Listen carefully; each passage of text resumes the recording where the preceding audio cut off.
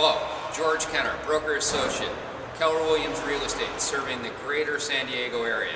Today, while walking through a parking garage, a brilliant idea came to me on how to manage second trust deeds in a short sale. I'm going to go into the office, I'm going to print up a form and share this with America. I was taught that the real satisfaction in life comes in finding solutions to problems. I think I found one. A few days ago I made a video with one of my associates, Laura Lothian, from Allison James Real Estate here in La Mesa. She and I have had a problem with PNC Bank in both the communications and in understanding the way they deal with first and second trust deed transactions. I'd like to explain to you what a first and second trust deed sales transaction is. Let's start at the root of the problem, that being a distressed property owner who can no longer afford his property, who's entered into a short sale. He calls a real estate agent, we go out, list the property, we find a buyer, the buyer pre-qualifies, we get all of the paperwork necessary to the first trust deed holder, then we present, if we get approval, the information to the second trust deed holder. Most realtors in the very beginning try to find out what the guidelines are for these transactions. The universal guideline that we're all trying to move to is called HAFA.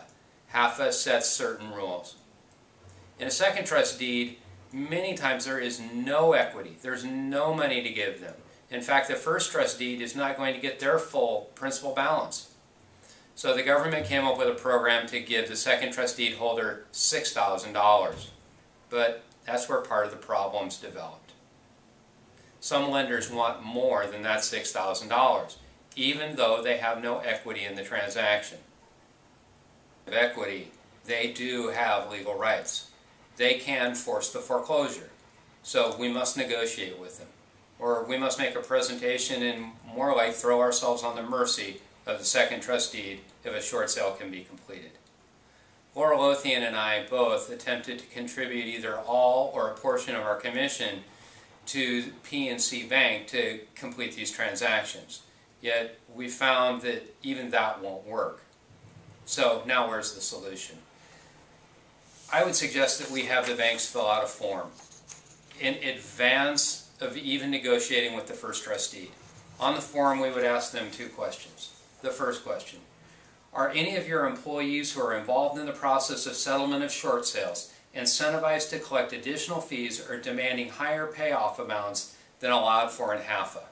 This would give us a basis to know where we're working from in the very beginning, and before all of the energy is spent by the buyer, the seller, escrow, title, and the real estate agents. And the second question: will you or your investor accept the allocation of funds of the HAFA program and also agree to no further pursuit of the borrower, which is also within the HAFA program? Now, if they would answer those questions in advance, we would know whether we have a closable transaction.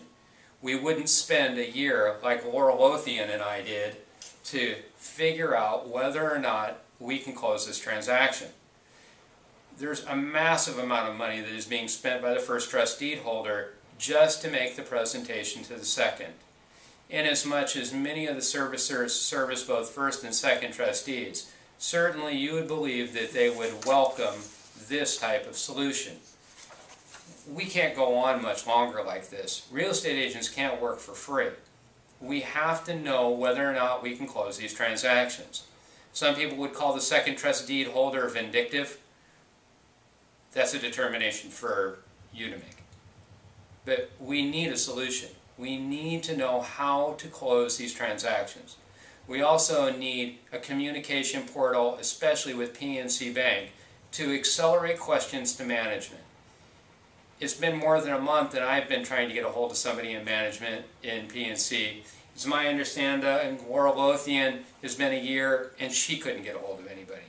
We have to set up a federal protocol for federal savings banks, irregardless of first or second trust deed handling, to respond. We need to know what the guidelines are before we do all this work. It is not just about the real estate agent. It is about the buyer and the seller. We're freezing our marketplace. We are expending the energies of escrow and title also. They cannot continue to work for us for free either. We must be able to close our transactions. I would hope that every congressman and regulator that is listening to this would realize how important these two questions are to move our market forward. I have had one property, I have sold it 3 times. I can't close the transaction because the buyer becomes impatient. And I can't honestly say that I blame them. How long is too long? People buy houses because they want to move in. What do? Do we get these 2 questions answered? Mr. Rohr, doesn't it make sense that we get these 2 questions answered? If you'd like to come to San Diego and have that burrito that I've been talking about and sit down and discuss some of the problems, I'm ready for it. Thank you very much.